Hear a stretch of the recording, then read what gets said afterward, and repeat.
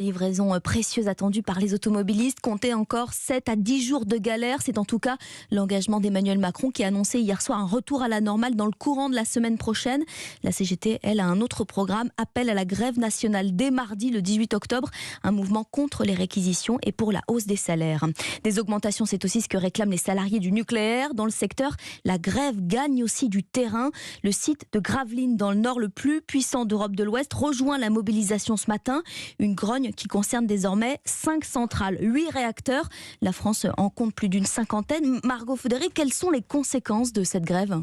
Eh bien, elles seront limitées car l'exploitation des centrales nucléaires est très encadrée.